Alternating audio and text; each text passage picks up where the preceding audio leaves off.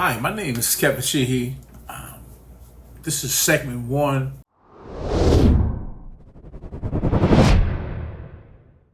How I got scammed out of my Dominican Republic in real estate investments. First, I want to talk about some facts of just citizens of the United States being scammed. In 2024, it was reported as $5.7 billion, and the FTC believes it's only 62% of investments reported, so they figured about 13 billion. Obviously, until something like this happened, you don't really think about it, but those numbers were very staggering to me. But thank you again for taking a few minutes of your time to hear about my story, the timeline chart, and the events related to how I was scammed. I'm going to share with you how I was scammed, for the lack of better words, how I was robbed. My real estate investments related to two Dominican Republic real estate developments. I'm going to provide you with names, with faces, and encourage anyone that may have been scammed by this group to come forward. Do not allow shame, to be concerned about the haters that will celebrate your loss, as they would see it as a downfall simply because they don't want to see you succeed. If the truth is on your side, do not worry about what other folks are saying. It is important for us as regular citizens, working people, to make sure we share about companies and the people that are saying one thing and doing something totally different. And that's what I plan on doing. Right now, before I talk more about this chart, about these folks in this timeline chart, in this video, I have two objectives in sharing this. One, possibly sparing someone else from taking advantage of by this business, as I believe they are still active, seeking investors and buyers. Two, share with others if they've been scammed, not necessarily by this group, and can prove it. Share it on some social media venue. Let people know, okay? As a community, when something happens, we rally around our neighbors. And I think the same holds true as a nation.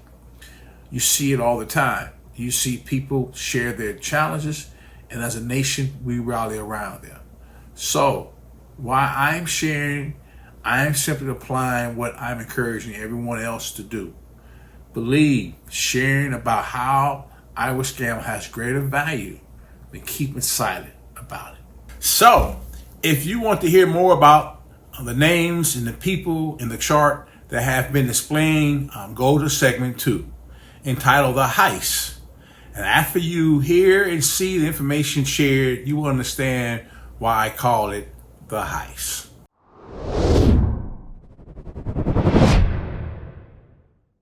This is segment 2 of how I got scammed of my real estate investment in the Dominican Republic. The name of this segment is called The Heist. The timeline chart of known events and summary of facts and pictures of individuals relevant to the events. The legal facts references are available by public record. I do plan on discussing most of what's in this chart, but not everything, okay? So let's get started. Photo 1 is a group of pictures include me and my wife and other investors. I'm not sure if any of the other investors have been squeezed out of their real estate or scam as I have been. The next picture is of some of the core members meeting with sitting Summoner Senator, Mr. Pedro Cantron. His law firm also is listed on their website, or the website that was up. And obviously, they want to floss and put this on Instagram, showing they have a sitting senator in this law firm, part of their legal team. So let's go to line 2. Line 2 shows core members of the American Corporation Temple Salah LLC. So first, I want to be clear, the whole picture of how we got involved. This isn't something that, we just somehow seen and said, hey, let's get involved. Looks good. Let's try it out. We like the Dominican Republic, and let's go over here and see how things look. No, that's not how it happened. The first person you see in this core is Barry Fauntleroy and Shelley Hawkins.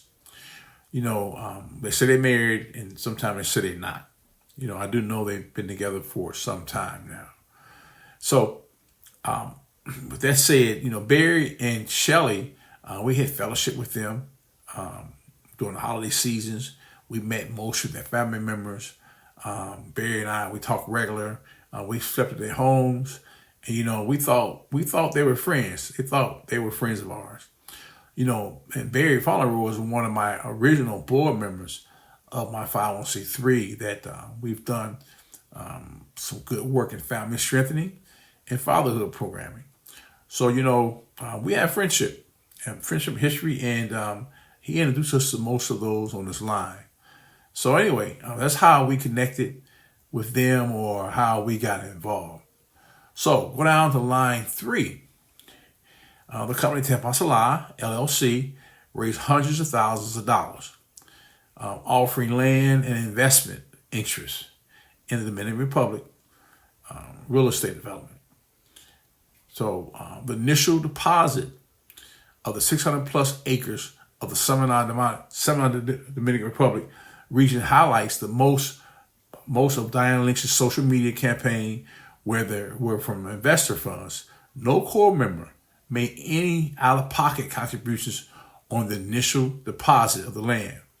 Line 4 highlights factual content of a November 2021 corporate resolution, a personal commitment, financial commitments of core members, including myself, made authorizing a purchase. And in fact, the language in this corporate resolution specifically states the commitment to purchase the 600 plus acres were based on our financial commitment to leverage our monetary interest in another Dominican Republic project under the Dominican Republic Corporation named Tempasala Apart Hotel, SRL.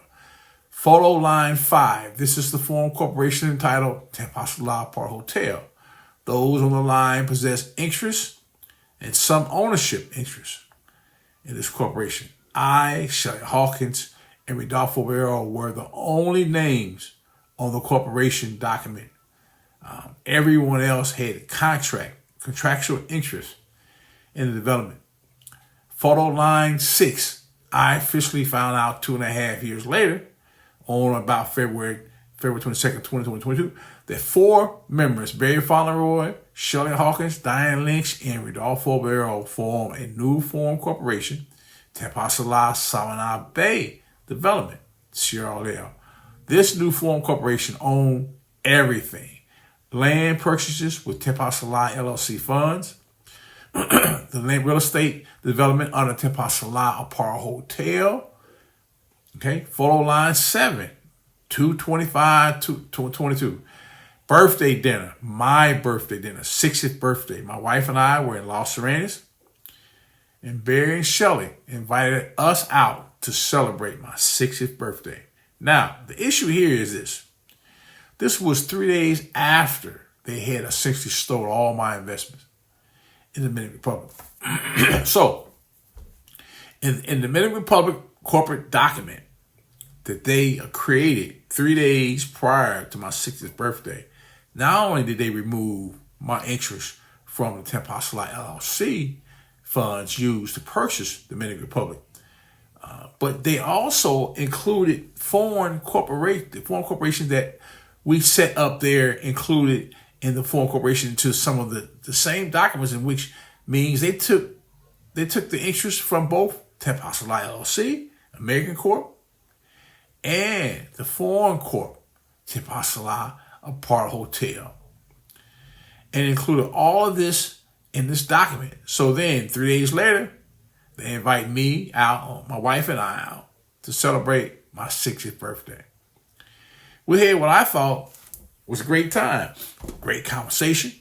I mean, really, it's friendship for life conversation. I got a lot more pictures. They did a great show. They were Academy Award winners in displaying what appeared to be genuine and caring friendship. And really kind of make a point of callous-hearted.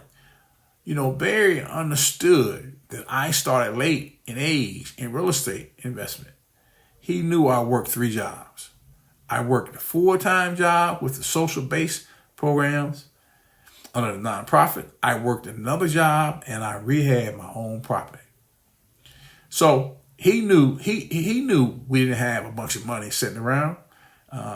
We worked hard for this money, and the little investments we had. And in spite of this, he did what he did. So there could be a line of other people too.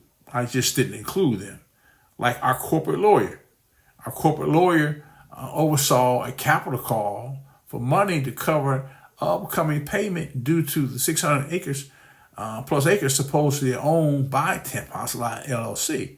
But in reality, 10 House Lot LLC owned nothing. Any documents entitled any interest in the property. They already took the money and purchased the property in the name of the foreign corporation. So then you have local realtors who's working with them, concealing how they was moving corporations, but yet they were promoting to the buyers and investors that their interest was in the American corp, and how they were selling the interest when the American corp didn't own anything. Because that's how they sold me for months. How they tried to get me to go out and sell corporate interest in real estate that didn't own anything. But anyway, I didn't include that. If it comes out, it comes out. Photo line 8 on about April 2nd, 12th, 2023, Tempasula Samana Bay Development transferred to Amana Samana. The owners there was Barry Shelley, Diane Jasper, represent themselves as obviously a married couple, and Reverend Jesse Carter III, reported to be the longtime friend and pastor Jasper Grasper and Diane Lynch. The attorney Rodolfo Vero, right-hand man of the Barry Fauntleroy. And the other gentleman was an architect. So which is close friends of Rodolfo. My email should pop up. I can send you, this chart.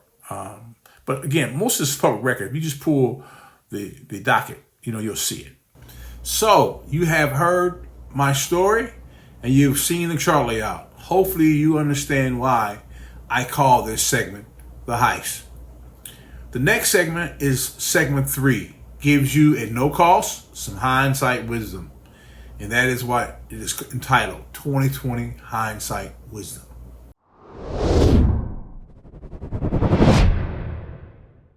This is segment 3 of how I got scammed out of my real estate investments in the Dominican Republic. Often people say experience is the best teacher, but I would say that learning from someone else's experience is better. So this is entitled 2020 Hindsight Wisdom, and hopefully you guys will learn something from this. And particularly if somebody that's still have interest in investing in foreign markets, they definitely should hear this. And I really get the idea, particularly Caribbean, why people want to invest there. I mean, the real estate, sometimes you may have some great opportunities. And of course, the beaches, the weather is beautiful. Beaches are beautiful.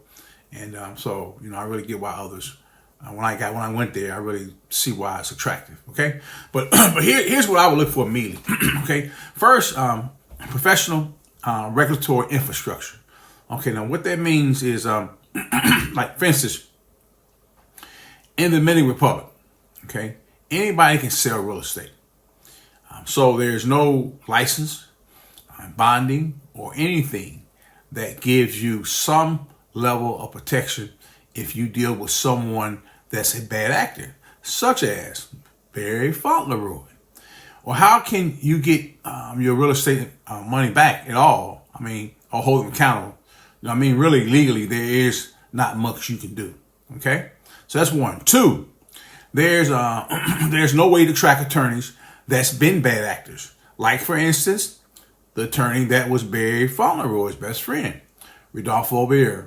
I found out later, he was convicted of in a civil court defrauding foreign investors. A decent regulatory infrastructure would have provided me with some way to know if the information is available, or at least kind of been verified. Number three, how the permits work. What kind of system they have, what kind of processes in place, or is it just arbitrarily? In DR, but it's more arbitrarily. So four, the next big question is, how do they enforce issues that have been clearly validated? Okay, in DR, for the most part, the natives, the people there hold court in the street. As an example, recently a politician that the Minister of Environmental and Natural Resources, his best friend, supposedly had given him millions of dollars to issue permits for his businesses. The politician didn't do it. He went to the minister's office and killed him. Now he's in jail. And I'm sure if anybody had watched segment 2, the heist, you're probably saying that's what needed to happen to Barry Fauntleroy. But I'm not looking back. God has been good to me in spite of, and with your guys' support, I will promise you I will pursue this legally and publicly as much as I can. So for me, you can't go somewhere and assume that they get the same infrastructure you have in the U.S.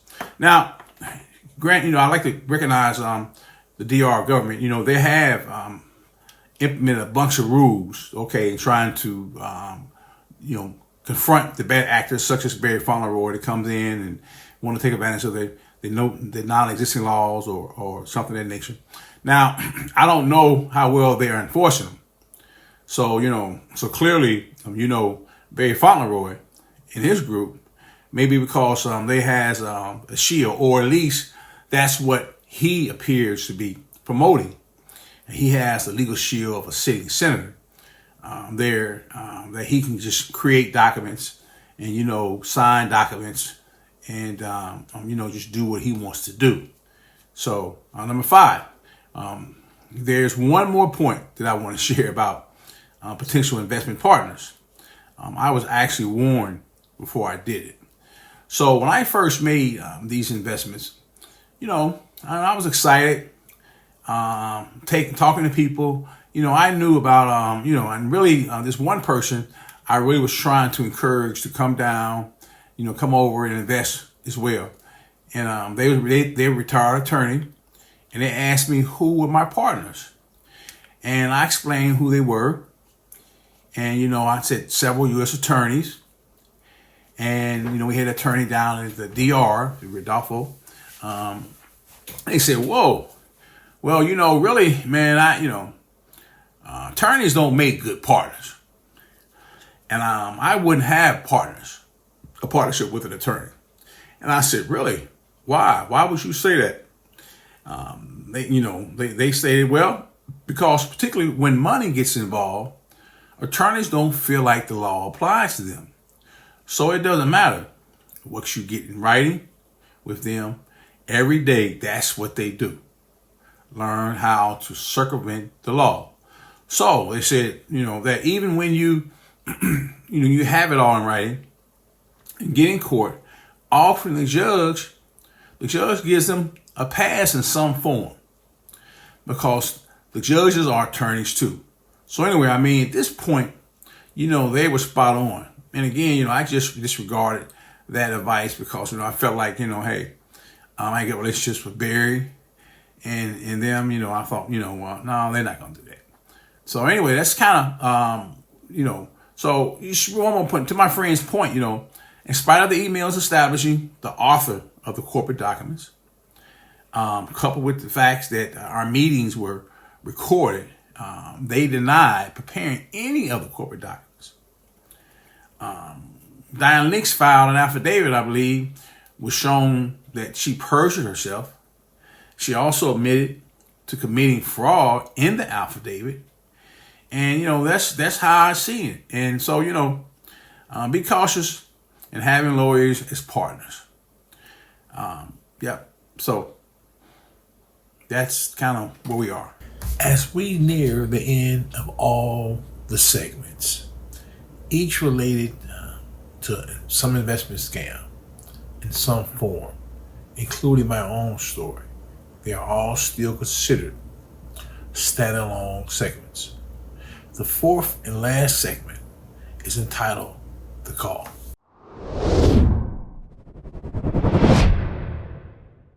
Welcome to segment 4 of how I got scammed on real estate investments in the Dominican Republic.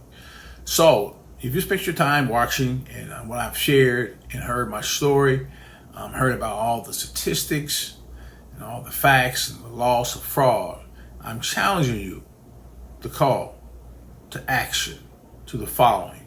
1, I would ask that you share this with the public because, as you recognize and hopefully agree, this is a public interest and the public should know.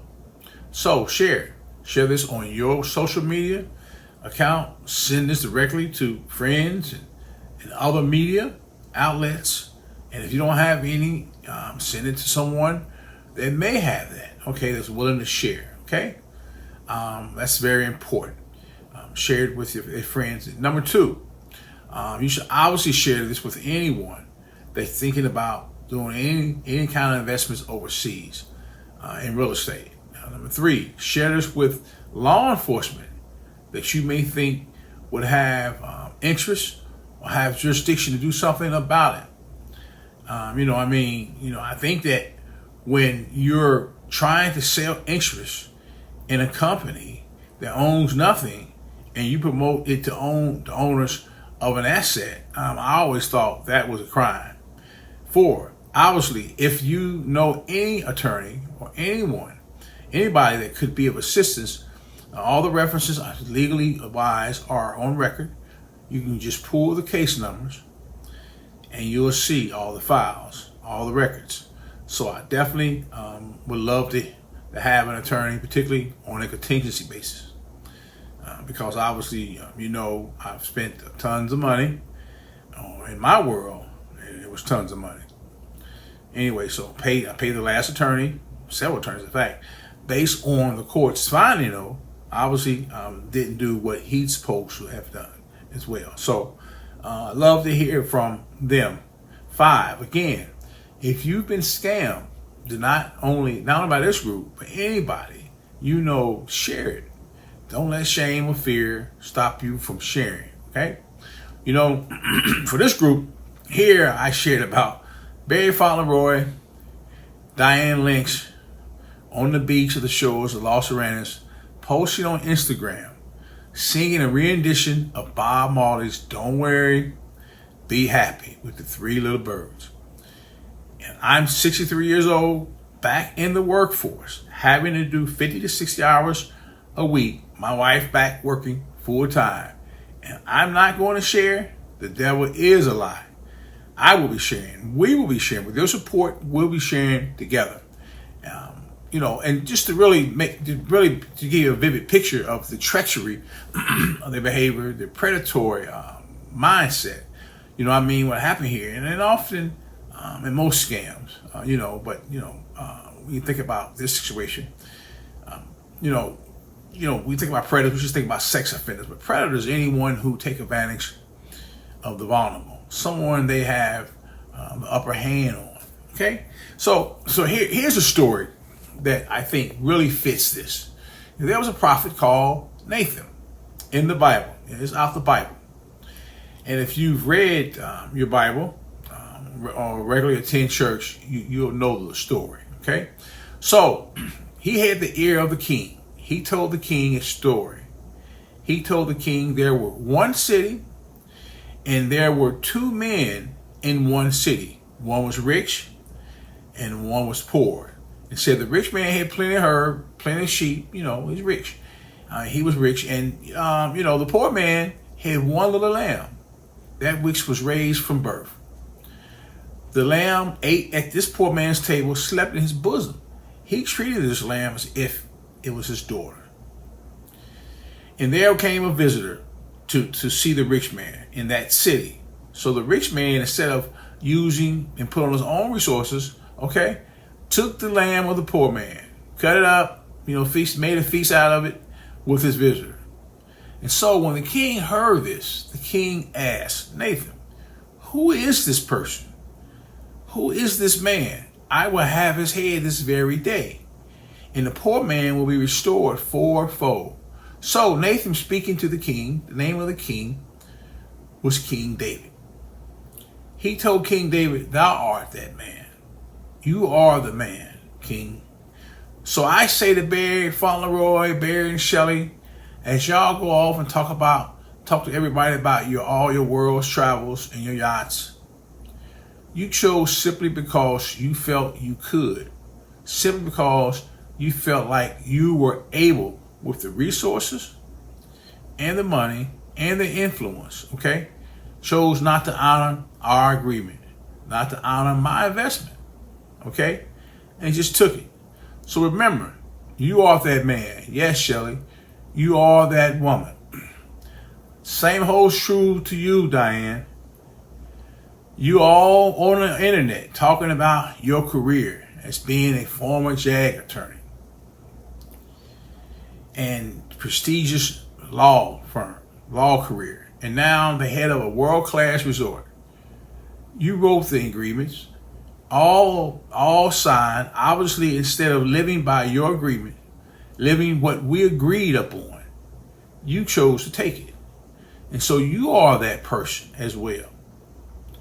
Same holds true with you, Reverend Jesse Carter III, senior pastor of New Mercy Christian Church, located in Liberum, Georgia. In spite of, you know what you signed.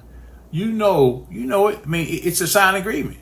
You guys presented to the court an argument as if the agreement did not even exist. Clearly, Jesse Kearney III's financial ambitions outweighed his commitment to walk honorable in his spiritual calling. But you chose, because you felt like obviously you could, took it. Because you had the influence. So make sure you share with your congregation at New Mercy Christian Church that you are that man. And on a final note, I want to share something that I think that is applicable to all of us.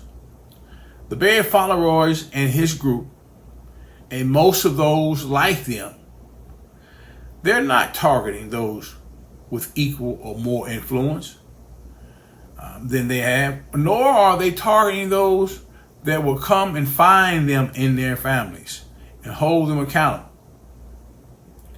Their targets or marks is the law-abiding citizen, small business owners, people that has tirelessly work, creating a nest egg to invest.